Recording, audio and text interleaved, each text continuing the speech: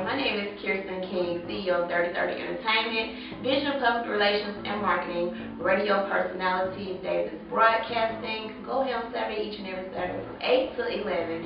And tonight, DivaTV has a special edition.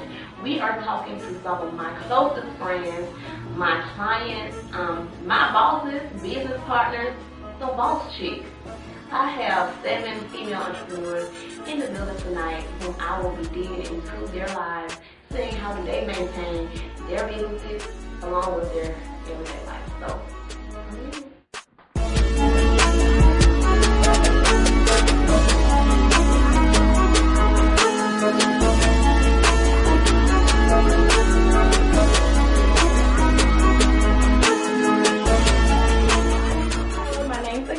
owner-operator of A&A Travel Service here in Columbus. I've been in the travel business for about 3 years now and going strong. I am also a tax preparer. This is my 10th year of tax preparation for Expert Tax Service. We have a satellite location inside of A&A Travel. And I am just excited to be here on DivaTV. I would describe myself as energetic, go-getter, organized. I am the one you call when you want to make it happen, no matter what it is. I have a number for that person. See her, she's in the building. The female in charge of Firm Grip Music Group, FIC. 3 letters, 1 phrase. Is that how it goes?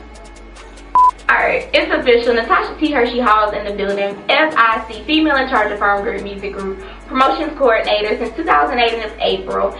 And I just definitely want to take time out to shout out to DJ O3, DJ Cashflow, Kels is in the building, El Couture, Come Real With It. We got Marquisha's in the building. We got T-Money on the team. And we also got a shout out to Casey.net. It's only right. Got to keep it official. Got to keep it to the home team. For those of you that don't know me, my favorite color is purple. So anytime you see me, I'm always wearing the royalty. I always gotta wear all the purple. A little about myself, I have a hidden talent. I play the piano, so I've always had a music background. I'm kind of like, how do you say it? I'm a country girl at heart. So, what? That's my personality, why are you shaking your head? I'm a country girl at heart that loves the city. So when you see me, I'm probably gonna have on cowboy boots and a hat. You see me today, this is what I rock. I love to read, I love listening to music, I really watch TV. That's something that people don't really know about me. And what you can hear in my iPod right now is J. Cole, Wale, Jill Scott, Jennifer Hudson, Beyonce, Josh Stones, Taylor Swift. You can listen to it. I probably got 3 Doors Down definitely in my iPod. I pretty much listen to any and everything. I'm all over the place. I love any and everything. Another thing that people don't know about me is that I draw. It's kind of like a hidden talent. You won't ever see anything, any of my drawings like at all. You won't see it. My name is Gwinnetta Wright.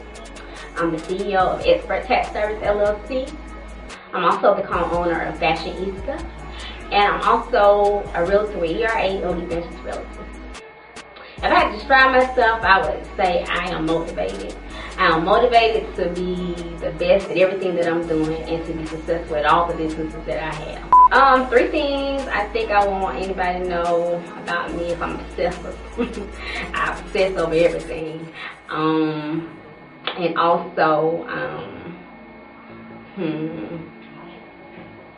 I don't know, maybe just, I think I'm just obsessive and I spaz out a lot, but I don't say I'm hard to work with. I'm just like very stern about the things that I'm trying to accomplish and want everybody to be on the same page, but I don't think I'm hard to work with. I'm really a team player.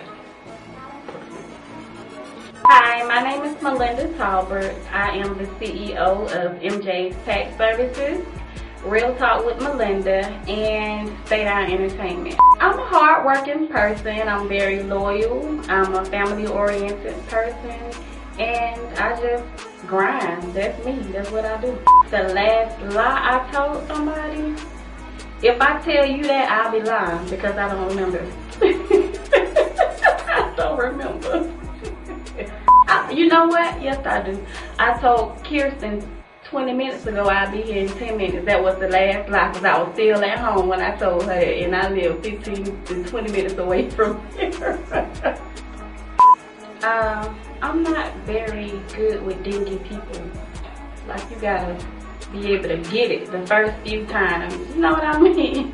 If I gotta tell you something 5 and 10 times, I'm not good with those type of people, especially early in the morning, because I'm not a morning person.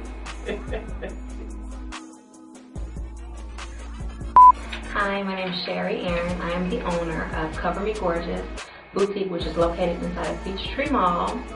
I am a mother, a wife, and an entrepreneur. I have the hottest boutique in Columbus, the most unique, original. We specialize in handmade earrings. For example, the earrings that I have on are from Cover Me Gorgeous, which are handmade by myself. My entire outfit came from Cover Me Gorgeous. As you can see, it's super hot. Check all my bangles, check my top, my skirt, and my Lucchini. My skirt was actually only $15.99, so I have price range for every person. On the other hand, my shoes were $119, and my top was only $28. So we have a variety of pricing for affordable pricing for everybody.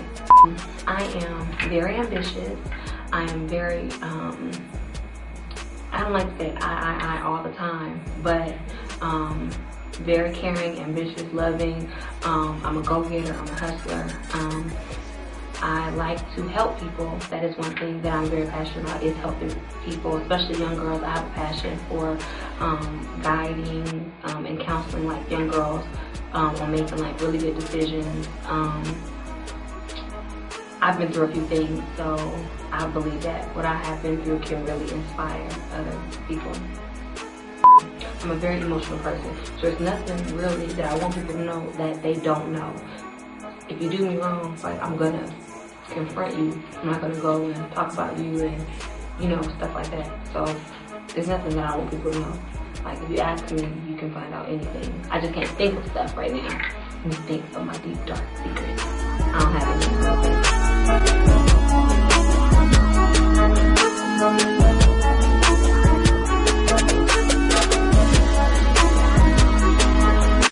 Okay, first question. What first made you guys become entrepreneurs? Anybody? I guess I can start out. I became an entrepreneur because right after high school, I didn't go to college like all the rest of my friends. I actually started working in a manufacturing plant, and I worked there for 9.5 years. And you know, when I worked there, it was just for like pretty much sacrifice to maintain everyday life. But as the years went on, I was like, you know what, I need to do something different. And so, you know, I just started going to school, trying to find my niche. I probably took up everything as far as the trade. But then, you know, I finally found what I love, which was, of course, taxes. And then I just went from there. And so, you know, I would never change the hands of time. But, you know, it's something different. You know, I got outside that world of working everyday life. So, you know, it's good being an entrepreneur. All right. And my story is very similar to Gwenice's. I'm sorry, I called you Gwenice. It's all right. With Nella. I gave you a name. I was thinking about somebody else that we went to school with. My story is very similar to Gwinetta's. Me too. I worked for an insurance company for a few years, and actually I became very ill. I found out what I had, which I have a medical condition called fibromyalgia, and I was down and out of work for about 2 years.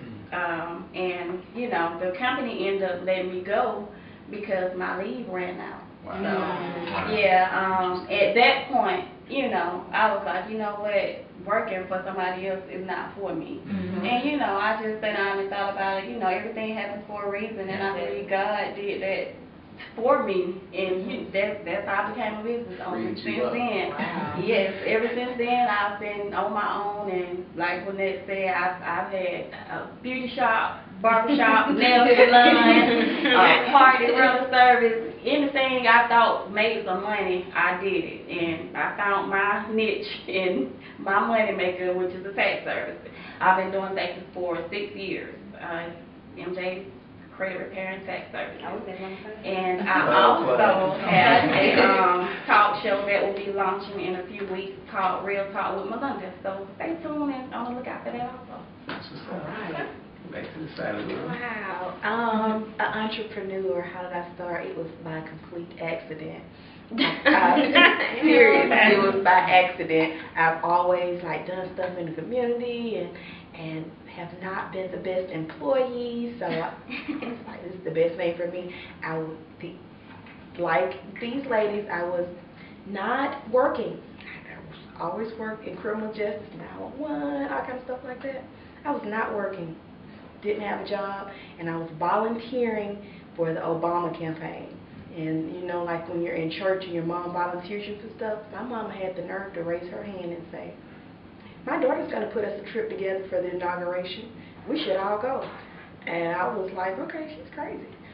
And it just stemmed from there. It went from about 12 ladies who wanted to go until the day after the election, when President Obama won, the phone wouldn't stop ringing. And we actually was one of the 2 buses that left from Columbus going to the inauguration. So we had 43 people that went.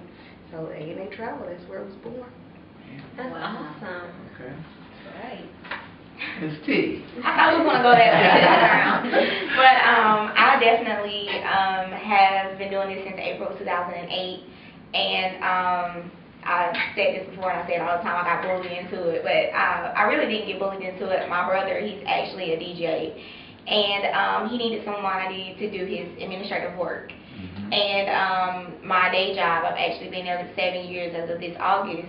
And I have a lot of administrative experience. So he was like, I need you to get on Facebook and start promoting this party. So I was like, okay. I went and looked at what everybody else was doing. I said, okay, that's how you do that. All right. And kind of ever since then, I kind of built my name for myself by working through radio, which was Clear Channel Radio 98.3 The Beat. And Incognito, the youngster, actually named me T. Hershey. And ever since then, that's just been a spin. And I do so much with just the one project that I do now. I branched from club promotions to actually helping upcoming artists get to the next level. And not just through marketing, but through artist development. So it's kind of teaching them how to be an artist, kind of growing them into being like, okay, you can stay on the street, teaching them how to be corporate thugs is kind of like what I do. Oh, okay. Yeah, that's cool. That's a cute way to do it.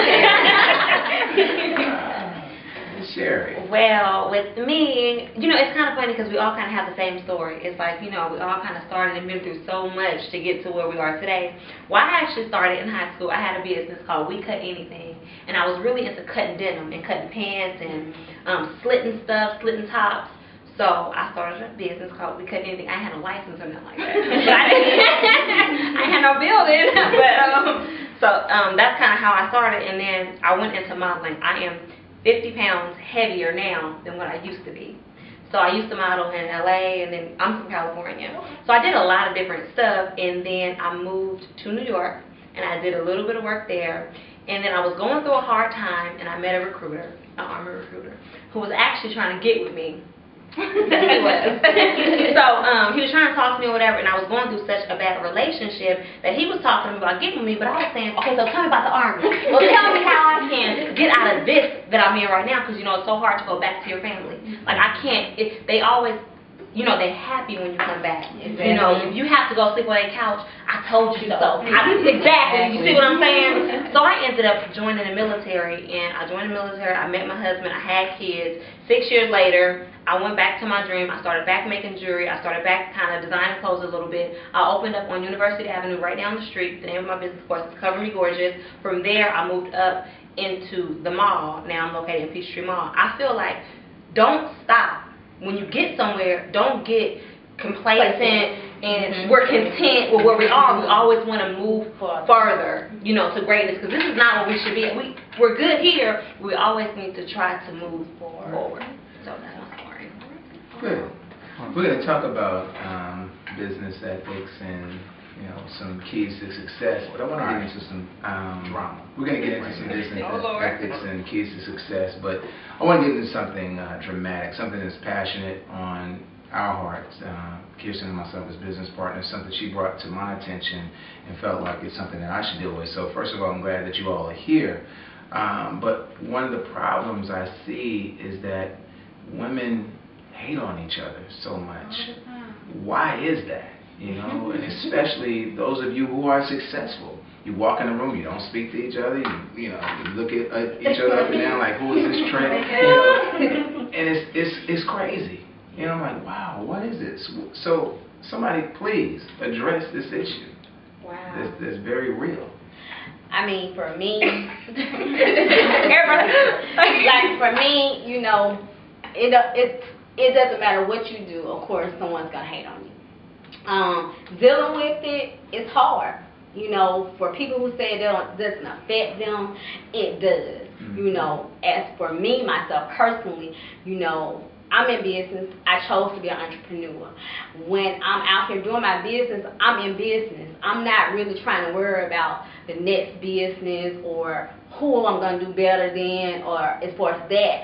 I just want to do me and want my business to be successful. And as far as people hating on me and talking about me and trashing my name and trashing my business, you know, literally, I'm in prayer every day, all day.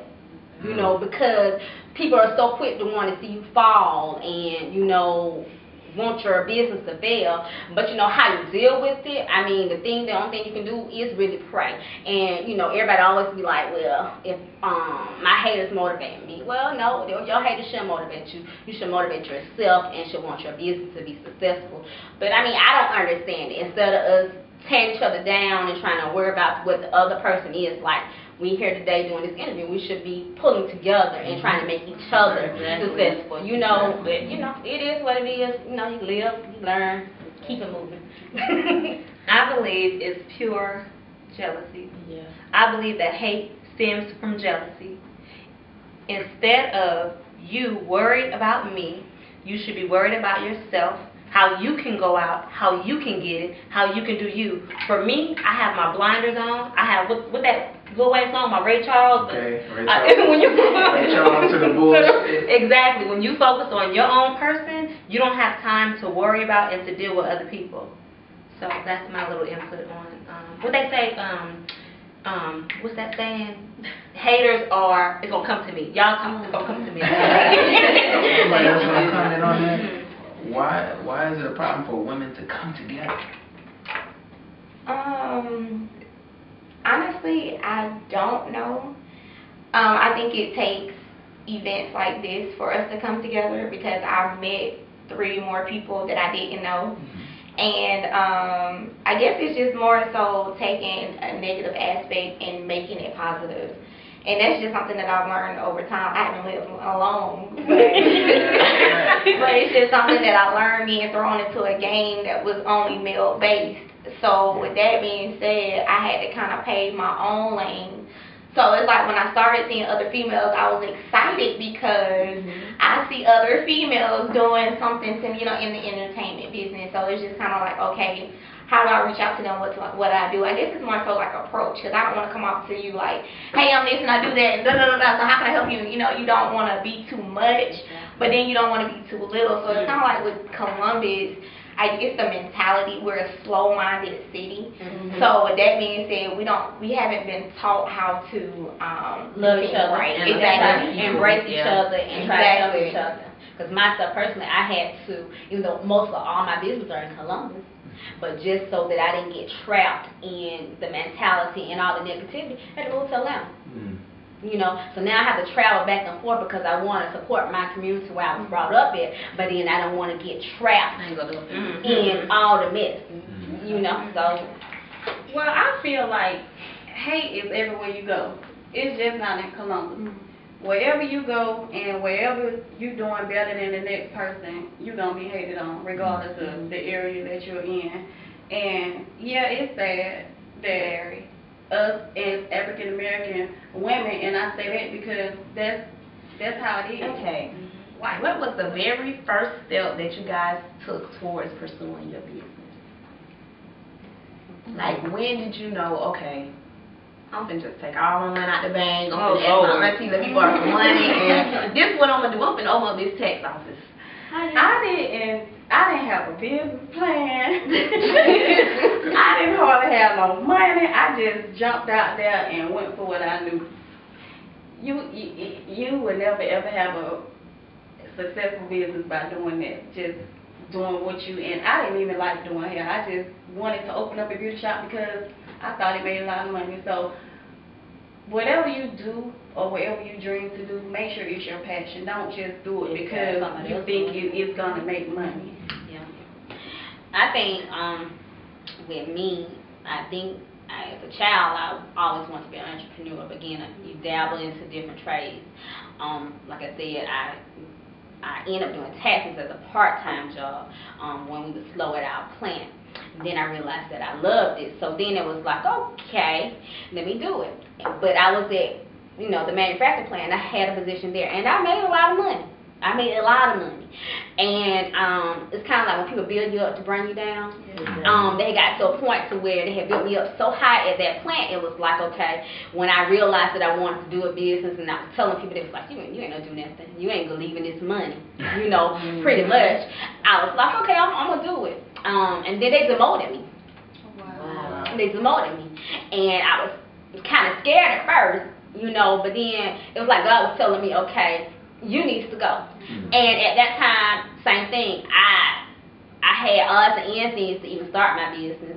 I had to take all my 401k money, which wasn't that much because I took loans out on it and everything. So I ain't had that money. So, I took everything I had and walked by faith. And, I've been growing. I've been growing from that. So, you just go, and then people look on the outside end thinking that, she had a lot of money, or she had this and she had that. Well, I had nothing. I had nothing. And I went from a job where I made plenty of money to, walking on faith not knowing, because taxes is seasonal. So you don't know how much money you're going to make, what client's going to support you. So it pretty much was a test of my faith, but I just thank God for it because I look at all that I have been able to accomplish since then. That was 6 years ago. Thank you.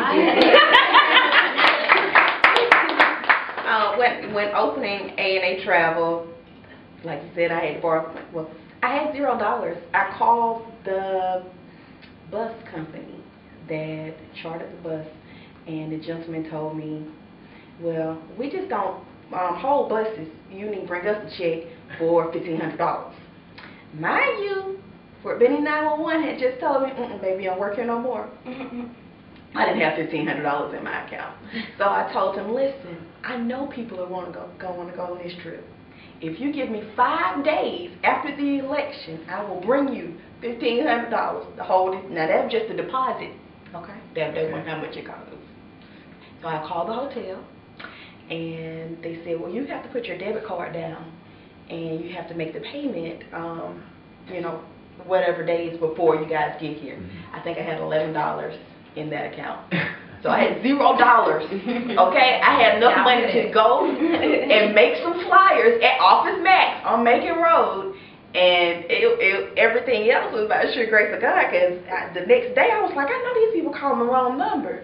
This is not my phone ringing like this. So after that, the person that rented me the charter bus was like a good business mentor. Mr. Bradley, he had B&B charter, like the buses used to be parked outside of, like on Floyd Road or whatever, but he passed away. But he showed me like step by step how to do the travel game, go get your license, go do this, go everything. And then he also hooked me up with another entrepreneur that does bus trips or whatever. Her name is Willa Mae Thomas. She does all like the casino trips down to Biloxi or whatever. That's her niche. But she showed me, hey, this is how you need to do a quote. You need to get in here, you need to get these cruises, and so they really just set me up to do what I'm doing now. So it was awesome, but I had nothing. The first trip, I kid you not, my auntie bought all the shirts. Everybody know if you're going to A&A Travel shirt, trip A&A Travel, you really get a shirt. My auntie bought all $0. Yeah. It's like when you get fed up, like me, I got fed up with my job in Fort Benning, like Gwen, making good money out there, 6 years in human resources. Everybody want to work on Fort Benning, who knows? I was like, man, change my supervisor, my favorite supervisor left. I got a BITCH, and she was giving me hell. I said, you know what?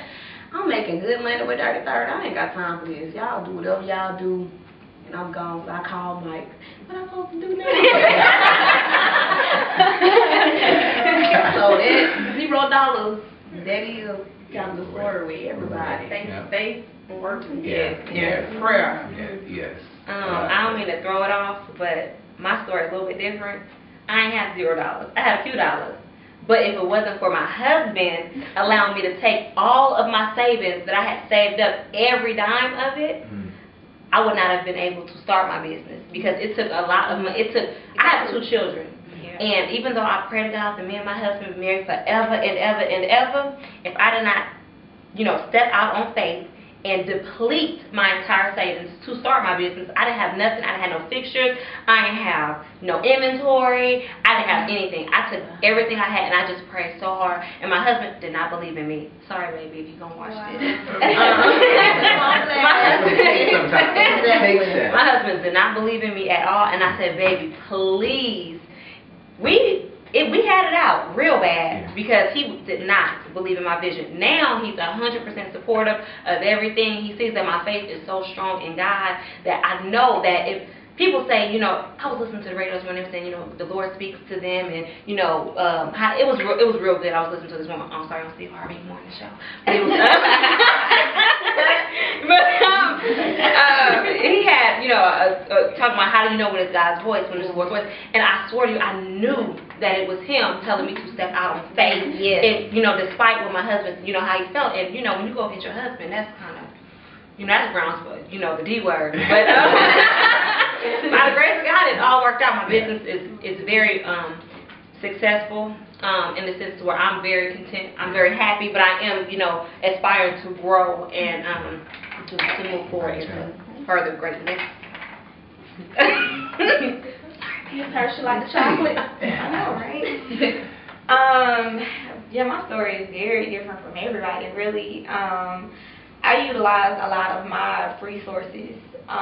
When I started in marketing, I knew nothing. I was going to go to law school and get a minor in communications. That's what I was doing. I was in college. I was in my sophomore year, and I hadn't found out really what I wanted to do because Columbus State didn't have a law department at the time. So I was going to have to talk to my parents about taking their money somewhere else for me to go to school, or I was going to continue to work where I was at and just try to get an HR degree because I was working in human resources. I'm still there. And when I got introduced into marketing, I kind of just used Facebook and learned everything about it. Google was my best friend. I have to pay them folks. Like, I need to keep my stock in them because if it wasn't for them, I wouldn't be who I am today. And honestly, like right now, I have a business where I am starting at zero. And it's definitely going to launch in January, and I'm definitely going to need you, so I definitely want to hook up with you afterwards. But it's just like amazing how I listen to everybody else's story to kind of feel and hear where I need to go, because when I started this, there were no females that could guide me to where I need to be or to make a decision, because I talk about it all the time, I need a mentor. And I'm 24. A lot of people don't know how old I am, because but yeah, and I just and it's just something like when I'm sitting here trying to think like, where did I start? And technically I'm still in my starting phase because this is not really what I want to do. This is how I got started. And definitely God put it in my brother for me to get here, because I was in law school. Marketing was not what I was going to do. So with that being said, it's just a drive where I'm at. And like right now, Google is actually paying me for my blog site. I have over 14,000 views, and I've only done it since January. Oh wow! So with that drive, it's like, so that's pretty much all I got. Yeah, that's it. Yeah. All right. Next question. How do you balance marriage? For those of you who have children, how do you and your business? How do you balance? Wow, God. Relationship now and business. Okay, anybody who knows me, my daughter since I was 7, so she knows. Listen, my daughter is 5. Okay, so before her, I was the club girl. I was there on Friday, Saturday, Sunday. Went to sleep on Monday. Went to Thursday, and then Friday again. I always worked some kind of job that had some crazy shifts. So I worked night shifts or long shifts. I I would go to these people's jobs, get there at 7 o'clock in the morning, and I had just left the club. But it was okay. Right. Because I was getting my work. So, and then I had my daughter, and I didn't go to the club as much. Okay. But I went. And I was doing the whole mommy thing. She's got to be, because she told me I was the #1 mommy, so I had to get her a good daycare and a good preschool and all that good stuff, and then still work, and then still have my part-time job at Expert Tech Service. All of these things. Then I got to volunteer here, there, Sound City Classic, everywhere. And then what had happened was I re-met my boo from 12th grade.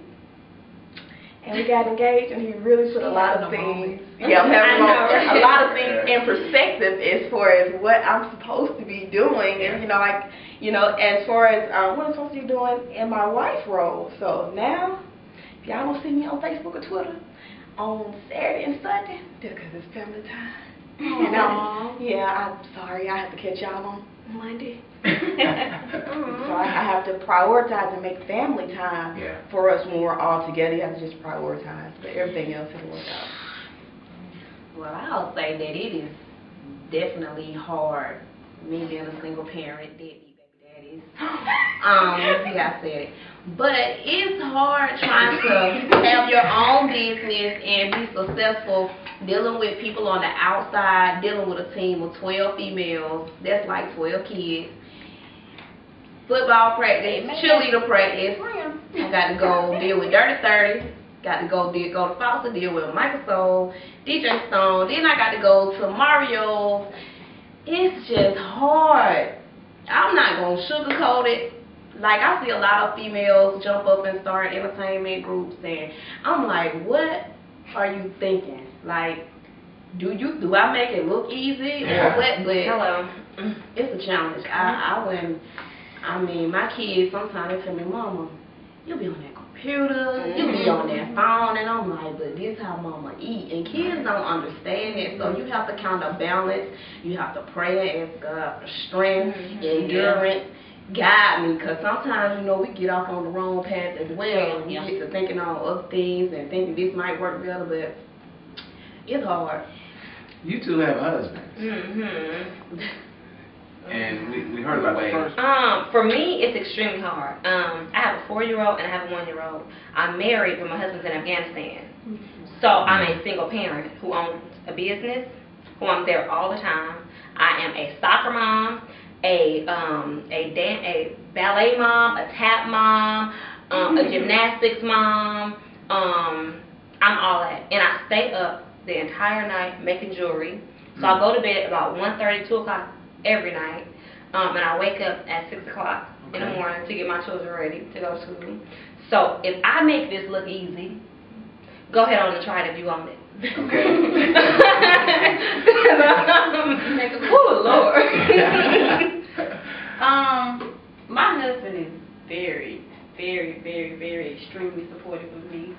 So my hat goes out to all you single women, because honestly, I'm not gonna sugarcoat it. If I didn't have my husband, I don't think I could do it. Hello. I don't think I have two smart, 12-year-old who he's the 1-year-old for real, and I have a 4-year-old who's really the 12-year-old. Okay. So and I'm football practicing. Yeah. They into everything when kids at that age, and you don't want to miss out on those things. Right. Right. Yeah. So it's not easy at all, and you just have to put God first, and everything else will fall into place. I feel really bad for my husband because he's the disciplinary. I don't know why they're scared of him. How you not scared of him? And he all the way in Afghanistan. My kids are scared of their dads, and they don't even see them now. So he's just a man. It's just a manly thing. They know that it's daddy. So I can call their dad and like, Jay did this. Jay, sit down. He sit down. But you with me every day. Like, so, I'm pumping up fear in you. Yeah. In my household, it's vice versa. Like, all I have to do is look at my kids. Oh, you can do it. But daddy, like, how you look at they'll get over. No, let me try it. Yeah. Show me I don't pay him no attention, period. Show me that step with me. They already know. Okay. I'm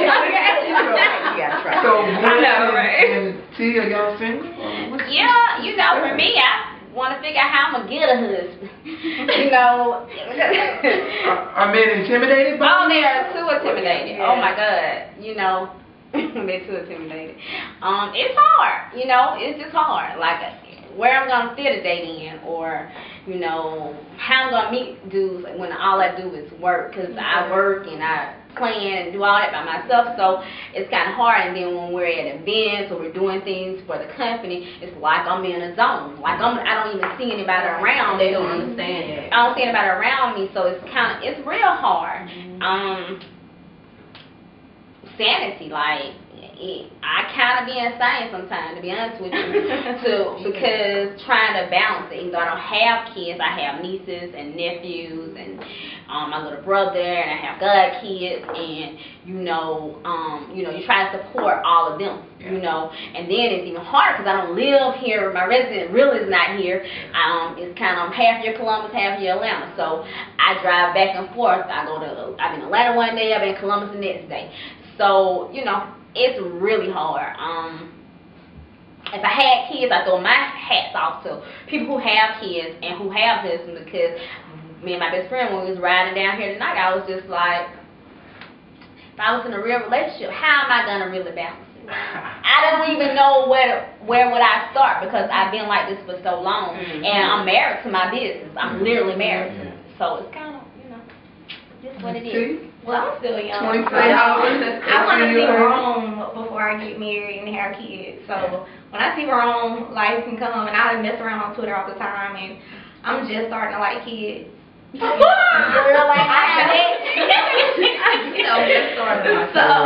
mean, like that. I mean, I've always been very independent. Like my mom and my dad. Like I was raised with both my parents. But my mom is so strong-minded, and she, like, put into me, like, what she did was she got married and had kids before she graduated and got a degree. So she went back when she was 40 to get her degree, and now she does teaching. She does what she loves now. And with that being said, she's always told me, please get your degree, and please find out what you want to do before you get married, because you don't want to do that 20 years later. So that being said, when it comes to dating more so, I want somebody that's going to meet me halfway, and when y'all see somebody that's 24 that can meet me halfway, you know, I mean, he has to have, you know, a degree, because I'm about to have mine. I think he's going to have to be a little older for you. He don't have to be, and I'm strong-minded, and it's definitely going to have to take somebody that's strong-minded. So, with that being said, when y'all see somebody like that, you know, he can find me at church, someone, you know, let me know, you know. I don't know. The commercial now. I think that's the American way. Find your dream first and then get married. Because, I mean, I did vice versa, and look at me. Yeah. That's just the American way. If you get married first, or if you mess up when you're young and have a child, don't stop, because you know you can still succeed. Exactly. And I had a child when I was 17 years old. I dropped out of high school, but I didn't stop. So don't let nobody tell you if you know what you just said. That's just the American way. That's not true. You don't stop ever. Nobody, regardless of the mistakes you make in the past, don't ever stop. Yeah, because in life it's gonna be obstacles. That's right. And with every obstacle, you just gotta know how to overcome it. That's right. And like you said, I mean, I'll tell anybody married, got kids, because you have so many people who think because their age or because they're they have so many kids, or you know, that they can't do anything. Or well, you can do it because you don't have any kids and you don't have a husband. I don't like that. You know, but you know, I feel like if you put your mind to it and it's something that you really, really want, you're gonna make that way. Because to be an entrepreneur, what people have to realize, and that's why so many people can't do it, is it takes sacrifice all day, every day. All the time. Yeah. Okay, so we all know that a lot of us probably started out with a whole lot of people.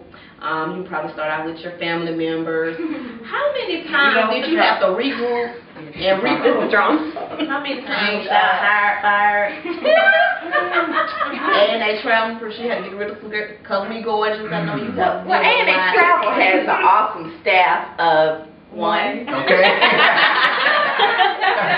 Like all the one paid employee. Now we do have some staff members who are not paid, and we can't get rid of them. My mother.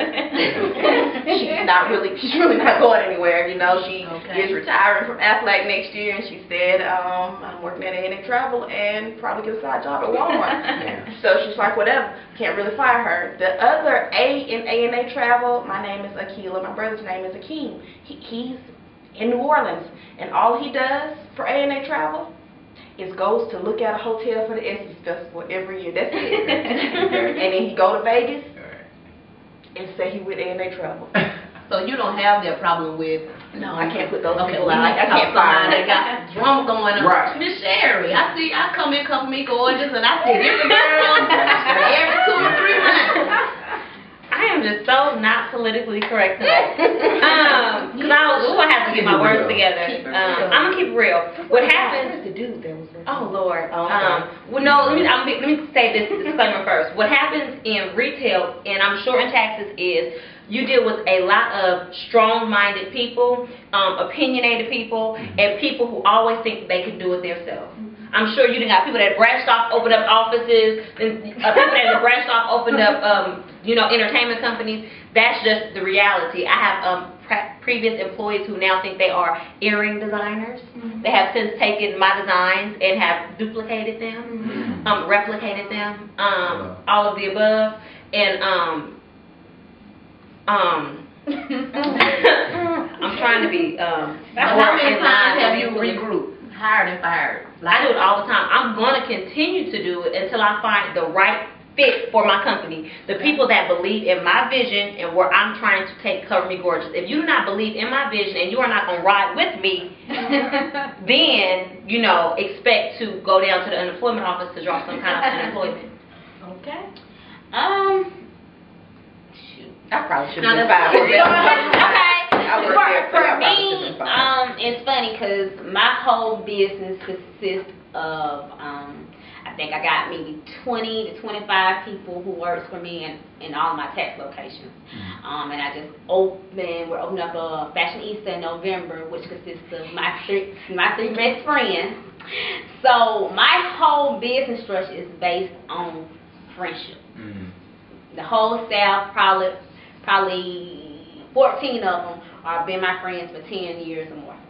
You did good. Awesome. You're from here, though. I mean, that's not good either. I think for me, I have had to regroup a lot.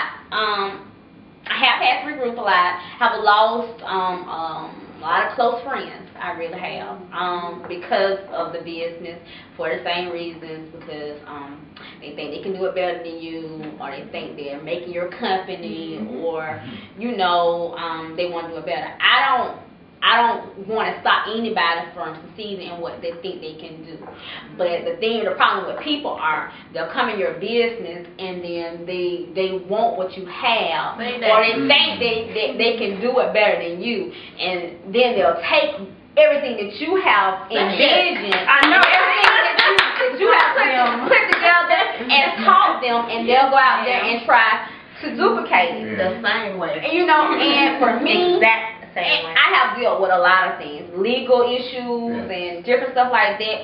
With it all, I thank God for just seeing me through. I thank them and all of them who have been a problem for me. I thank them because it also taught me how to go to another level in business. Everything that happens for a reason. At the time, you don't really realize it, but then, now I see why, and I can go back and I forgive and forgave. Forgave. But at the end of the day, I think in any business you go through, you're going to have a turnaround. And the way you started, you're going to change it. And then when you change it, people don't like change. So you're going to continue to lose people. But at the end of the day, I just realized my relationship with God is that, Lord, I pray that the people that's supposed to be with me, allow them to stay with me, and those who don't supposed to be with me, you move them away, and I allow him to move them. And when they move, it might hurt my feelings, I might cry a little. Nobody can make it, this is my plan. So if you want to do it, I wish you well. But let Gwen do expert tax service, let Gwen do I think that's basically how everybody feels. Within business, you're going to have people that happened to me. But I look at it as a good and a bad thing. I had a female went off, started her own promo team, promote the same way I promote. But I said, you know what? It's good because she learned something from me. But it's bad because you have to learn how to watch yourself with your employees and not let them get so close to you where they can take. You can't, like Mike tell me, don't feed them everything here. So just give them enough to do what they got to do and make the job flow. And that's a hard lesson. It's a hard lesson. And I'm sure we've all learned it.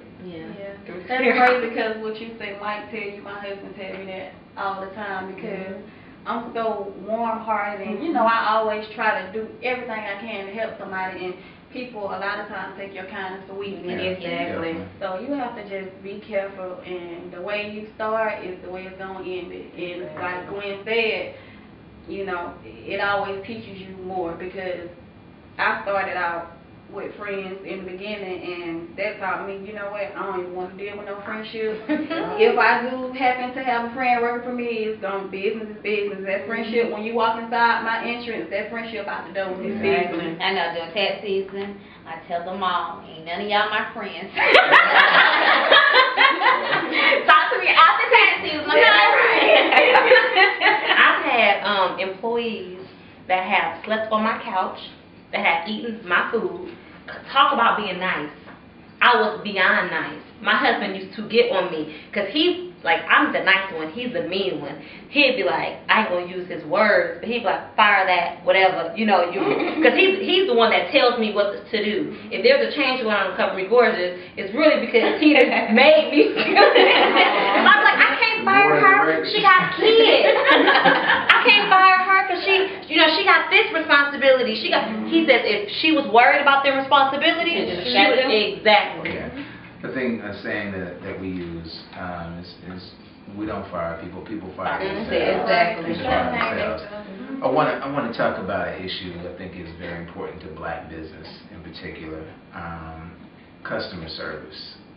What policies, procedures do you have in place to ensure that you're not perceived as ghetto, a hood? Cover Me Gorgeous, we have this thing where we echo. So you walk into Cover Me Gorgeous, welcome to Cover Me Gorgeous, and as soon as they hear that, then everybody starts to echo it. And we have, you know, things in place where we do suggestive selling, we just really try to accommodate all of our customers. That goes on as far as I can see it. Now, what goes on when I'm not there, I'm not going to just, because we're dealing with situations now within the boutique that I'm not going to, put out. But we just have to always make sure that we do weekly meetings, and we're constantly building our employees up. Because when you build them up, then they want to work. Exactly. When you make them feel like they're a part of something, they really want to perform to, not really impress you, but to show you they want to be here and they want to be a part of something. Because they see, when you got the good employees that see your vision. Yeah. Oh, I hate like I'm talking the most. Okay. It's for tax service. That's the #1 thing. Because customer service is a pet peeve for me. I try to live by doing unto others, others do unto you. So I try to always put myself in the client's position. And like you said, I don't do regular things like a regular company. I meet with my staff all the way up into tax season, and we bond like a family. And one of the things I tell them all year is that I don't care what we do, they're gonna know that we're a reputable company, and that we're gonna do our best to give good customer service. Now sometimes, the clients, especially in the tax business, they take you there, but then you gotta be able to kind of be ghetto professional. You gotta know how to mix it, where they're not making you, where they're not trying to make you where you gotta act ghetto with them, but to let them know I'm not gonna allow you to come into my company and disrupt it, and I'm not gonna let you make me do what you want me to do. Right. So, customer service is important. And same thing, you gotta greet them. And even though when we be stressed with taxes is a stressful business, it's like, okay, we gotta have a good demeanor sometimes. And I just think it's so important. Like, customer service is so important, because if you leave my office, if I don't got 1,000 clients, one thing I want someone to say about Expert Tax Services, they gave me good customer service. Without them, we have nothing. Exactly. Without the customer, none of us would be in business right now. At MJ's Tax Services, we bond. Like, you know, they know customer service is my #1 thing. And I think also as a business owner, you have to do certain type of, you know, I do certain incentives. You know, that will really help. Like, I have what's called MJ Bucks. If I see you going over and beyond with certain clients, or, you know, it's just little things like that matters. You have to let your employees know that they're appreciated. And when our customers come in, we offer water, coffee, you know, whatever I can do to make you feel welcome. And I think each client is different. Like, you got them ghetto, fabulous clients, and then you got sure how you doing. Hi. You know, you have to treat every client different. Like, you have to fit that client needs. So you can't treat everybody the same. Exactly. I think this is like, I had to learn this one. Like, this was a tough one for me. Because usually, in the beginning, I was like, okay, you don't want a trip? That's your business. I'm going to the next customer. But that wasn't like adequate customer service. What I had to learn was follow up. I learned it from my road dog here. Follow up. Okay, you didn't want that trip? Well, let me call you back in a couple of days because this is the one that you want right here. Because you didn't think about this one. That wasn't, okay. And it really helps to sell trips because the majority of my clients, I never see them. I've never seen a lot of these people. They, you know, they'll book online, or they do all their transactions online or over the phone. They're not even in Columbus, so I never see them. But for the ones that come into our office, they get the business, they get the good customer service every time, and we can, you know, offer them whatever they can put their feet up on the shades lounge if they would like, you know, whatever, to accommodate them and their family, especially when we're doing large bookings where you bring the whole family, grandma and aunties. You want to make them feel comfortable because grandma's never been on a cruise before. She worried about all this water. So I have to try to, you know, get in their shoes, see what's going on in the, and kind of appease them, essentially, to win over their customer service. It's not just about being nice to them. It's about rewarding them. You know, making them feel like they're appreciated. And I don't think a lot of people get that concept that, you know, like Sherry said, if we did not have them, we wouldn't be able to eat. So you have to show them courtesy. You gotta send them a gift card or call them and say, well, thank you. You know, just do different things just so that, you know, they feel appreciated. So customer service is not just being nice.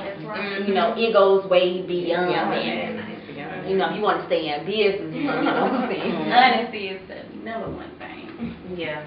You can have good customer service all day long, but if you're not honest with me about my money in tax, so honesty in our industry is the #1 thing. And following up. And following up. Because that one customer who signed her name on my email list and didn't buy nothing to walk out because somebody may have, you know, been a certain kind of way. When we follow up with them emails, we put it back on their mind, even though we had good, they gonna come back. You always want to follow up. Following up is good. #1. You ready to take a break? Okay, I'm sorry. My bad, go. Alrighty, so we have discussed a lot about businesses, and most businesses today are driven by social networks. Everybody has to be on Facebook, everybody has to be on Twitter, Tumblr, LinkedIn. You got to do your email blasts and everything. So what? Facebook first. Facebook, Twitter. What is one thing that you guys really hate about Facebook and Twitter when it comes to business women or so-called business women?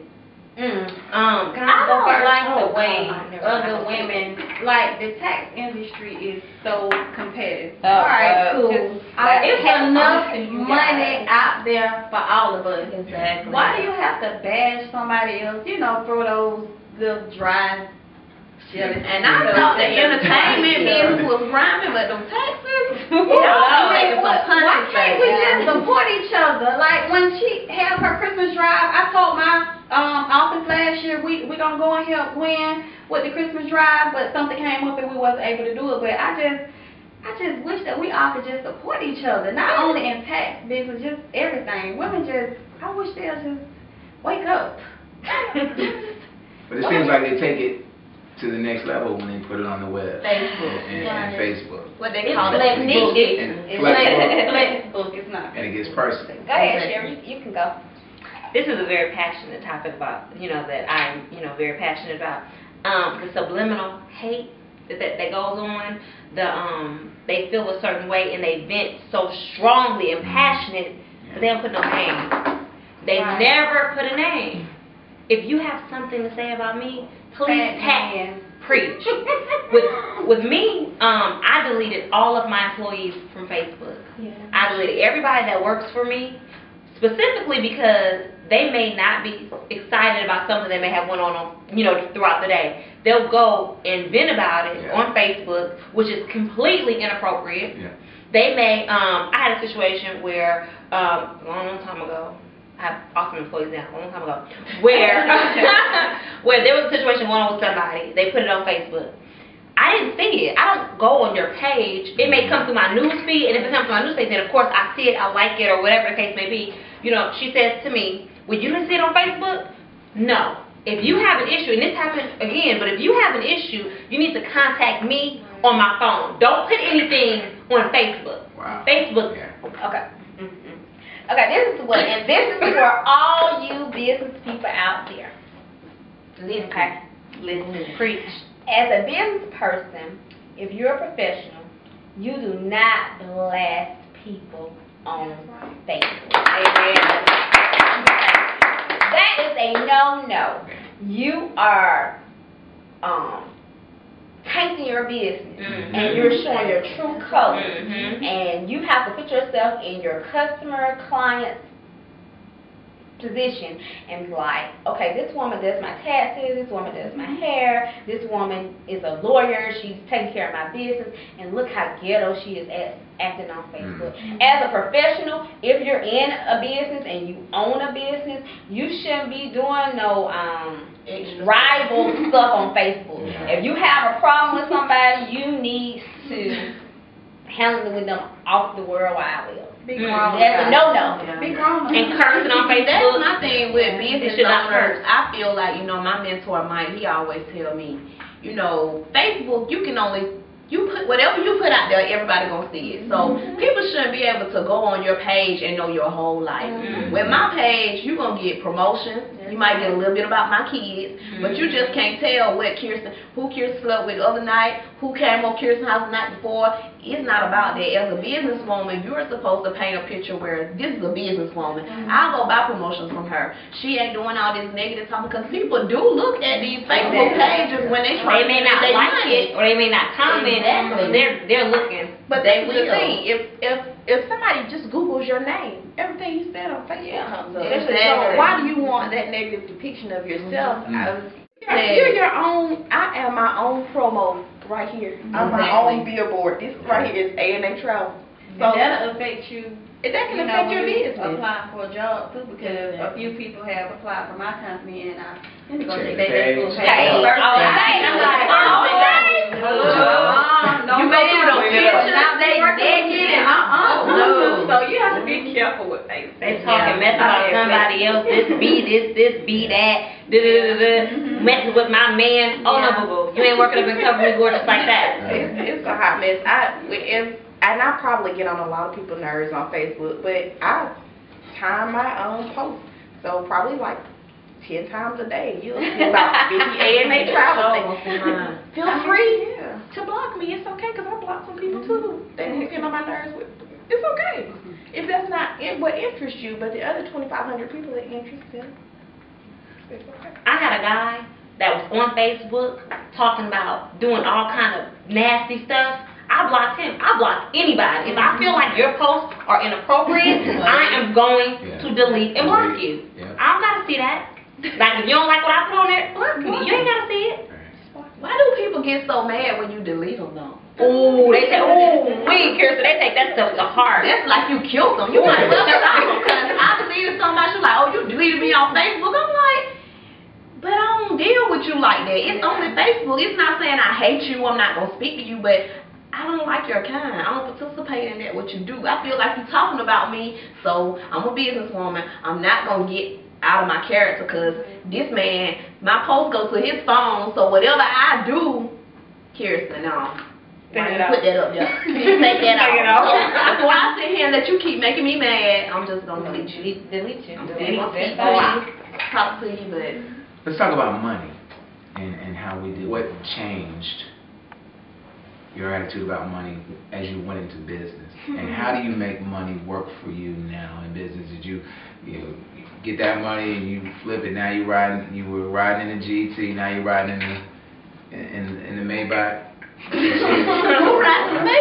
But how do you make money work for you, and what are some successful strategies that you could share with the audience about how to deal with money in business? The number one thing is to not spend your business money on your personal life. And I think to definitely piggyback on that, because y'all didn't let me answer my question. But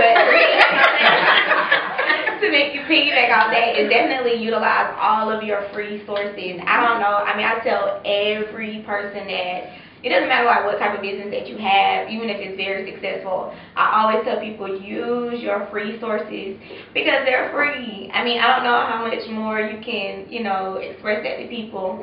If of course you got to invest all your money and everything else that you have going on, but use free sources, please, people. FREE. Type in Google freesources.com. After this, free sources. What are some of the free sources so they'll know what free sources you're talking about? Definitely. Like, I know, like, when you were talking about when you first opened up your first business about, like, doing a business plan and things of that nature, type that in Google, like, how do I start a business? And that's kind of like what I did with my blog site. I actually educate upcoming artists on how do you get into business. My first blog site was the top 5, are you considering to be an artist? These are the top 5 things you need to have. A budget. You need to have a manager that's not your homeboy. Like that type thing. Or it's like, okay, taking back on the whole hate type thing, a lot of artists diss radio stations. A lot of artists diss promoters. A lot of artists diss photographers, and they diss DJs. And it's like, where you gonna go? I'm like, they did all them, so what they do? You just gonna dig. But that's because they aren't knowledgeable in that they need those people. And then you diss your businesses. Like, now they can't shop in your business because they done said something about you, or their girlfriend done said something about you. And what they don't understand is that when they go on TV and they need somebody to sponsor their outfit, where could they have gone? Or if they needed to travel, who could they have went to? Or if they gonna need their taxes done, who are they gonna go to? They don't think that you can still come to me if you talk about it. You can still come to me if you talk about it. I take you go do my I'll personally do your taxes. And it's like when it's just things of that nature. Like you have to utilize your free sources back to that. It's like Facebook, you got Twitter, you have LinkedIn. Like especially with LinkedIn, I love LinkedIn because it's so many millions of people that educate you on your specific niche. Not just saying marketing, but like what I do as an upcoming artist marketing in the Southeast. So it's like it's just a great tool, and if you want me to give you a free tool, check out my blog site.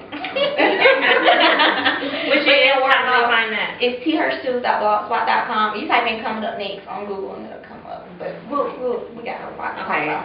But yeah, that's like my biggest thing is utilizing free sources and going back to the basics, which is word of mouth. Social networking has taken a lot of those juices out of our business and what we do, and it's like right now I now have more businesses to talk about and for my blog site. Like that's just how I am. I'm about helping other people because I can. I have a day job and I can stay there for the rest of my life because I'm pretty much happy where I'm at. But I do it because I'm passionate about marketing, but I mean, that's just me. I utilize my free sources to do what I do for fun and just make it what I do. So go search. I mean, use Google and YouTube. YouTube tell you everything too. Utilizing money in business, and I guess we can tie this in too, because I think for a lot of us we don't understand marketing and promotion and why that's so important in this competitive world of business. It's exactly back to what she was saying. We don't have a large, but we use a lot of of free sources. You'll see us at any free event. You'll see some little girls with some A&A travel shirts on, and they'll pass you out some stuff, and you know, don't drop it on the ground. And we use Vistaprint. We use anything that looks classy, but it doesn't take up our whole budget, because I have to live. My baby like nice things. So we can't use all of our money on that kind of stuff. But yeah, definitely don't use your business money for your personal money. That's like do that. Definitely create in the separate tax, accounts. in the tax business, we're seasonal. Like some people spend everything they make within those few months. Okay, what you gonna do for the rest of the year? You gonna wait till tax season come back around again? You gotta know how to manage your money and pay yourself. That's how I manage my money. I pay myself like I'm working for another company. If I run out of funds in them 2 weeks, okay, can't go to Express this week, and then you gotta wait the next 2 weeks. And that's important. I think for any self-employed person, you have to separate the two.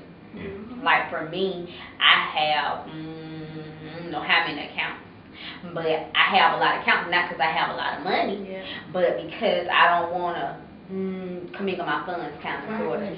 So, you know, I have an account just for my bills. I have an account just for my play money. I have an account for my business bill. Like, you got to know how to separate the difference.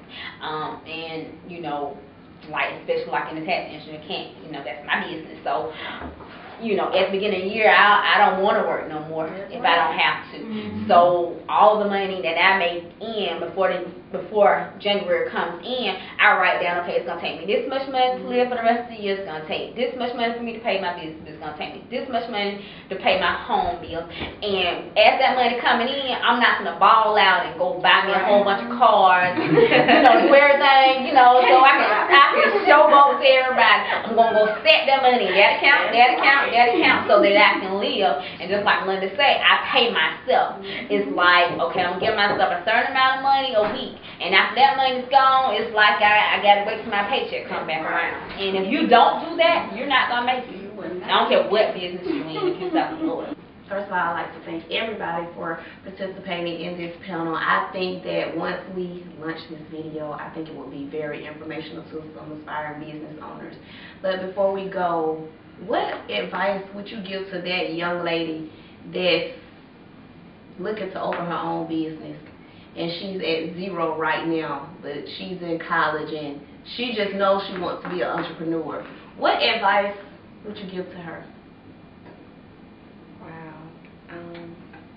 Or the woman who's in the corporate world, stuck, trying to figure Tired it out, or out of work. I would say just find your niche and get educated on your niche. You want to be the go-to person on that niche. You don't want the consumer or your client to have to go somewhere else about what you say you know how to do. So educate yourself on your niche and find out as much information about it as possible, and then just run with it. Pray on that thing and make sure it's for you. And just go with it. And then one of the things that somebody asked me, would you be a travel agent if you weren't paid for it? Yeah. I would probably do this if I didn't get paid for it. So if it's something that you would do and you just love it, then that's your niche. I could definitely relate to this. The first thing is, don't make your hobby your career. I had to learn that just promoting was fun to me, but that wasn't what I really wanted to do. So just make sure that you look at, take like the career aptitude test, things that you like to do, write down your pros and cons and see what it is. One of the things that I had to learn was you have to seek God first. You have to learn that your competition is you. And I tweeted this the other day, my 5 keys. How old are you again? I'm 24. Oh, okay, just checking. And you also have to learn that do what you love and love what you do. That was my third one. My fourth one was when you invest in something, you got to make sure you have 7 streams of income. And that's in the Bible. So when you do think of a job, a career that you want to do for the rest of your life, you need to make sure you can have 7 streams out of that one thing. So if it's, you need to do a retirement investment, you need to make sure you know how to get that with the business that you start. If you want to do investing in some stock, if you want to get another business for somebody else, like whatever you need to do, you need to make sure you can make 7 streams out of what it is that you want to do. So that's like my biggest thing, is just looking at the whole picture. And in 10 years, what do you want to do? I'm retiring at 45. So whatever I got to do to where I start working at 45 and be the lady at Walmart that's at welcome to Walmart, you can get a sticker for that. That's what I'm going to be doing at 45. So that's like my biggest thing, is just knowing where you want to go. Put a timeline on it. Do some goals, put a timeline on it. January, this is what I want. February, this is what I want. That's like my biggest advice I have for anybody, is just make sure you know what you want to do. I would say dream big. All dreams are attainable, no matter how big it is. I never forget when I first decided to open up a business. After I got fired, I never did look for another job. The friends that the people that I thought were my friends were the main ones down to me. Oh, you left Blue Cross and you ain't looking for another job, and how you gonna pay your bills, and how you gonna do this, and how you gonna do that? I think as long as you got God in your life, and you gotta believe in yourself first before somebody else will believe in you. And just keep that man upstairs first, set those goals, follow those dreams. No matter what your education is, a lot of people got all these degrees and don't know what to do with it. Got all the books and no common sense. So just dream big. Whatever it is that you want to do, dreams are attainable. They are. I'm a living witness. When I grew up, I didn't have a role model. All my older cousins were having babies and sisters were having babies. I had nobody to look up to. I was that person that always knew I'm not going to be like that. So nobody never gave me nothing. Me and my husband, everything we had, we worked for it.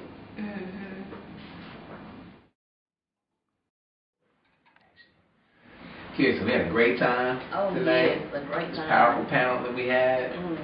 Shouts out to all of our lovely, beautiful panel guests. Most definitely. Y'all need to add these ladies on Facebook. Y'all need to visit their businesses and see what's really going on. And we have Miss Melinda Talbert right here on MJ Tax Service. We have Miss T. Hershey, her blog every Tuesday. And we have Miss Covery Gorgeous, Sherry Walters Aaron. We have Miss Tequila Copeland of A&A Travel. And we have Miss Gwinnetta Wright of Expert Holdings. Expert Tax Service, Fashionista. ERA Elite. So you have a lot of women that you can network with. Don't look at these women like you're intimidated by them, but inbox them. Ask them questions if you want to learn more about starting your own business, if you want to know about the hardships and the struggles of maintaining a successful business. Approach them. I'm quite sure they will be more than happy to reach out. Most definitely. This discussion will continue. There'll be other events that will take place as well that we want you to be a part of. All right, and thank you guys for tuning in, and make sure you add these ladies on Facebook and follow them on Twitter. Also follow DivaTV at D3OENC. Follow us on Twitter at D3O_DivaTV. And if you would like to be a guest on DivaTV, email us at DivaTV@D3OENT.com. And also, if you would like to call us at 706-871-4563. This is it. Peace.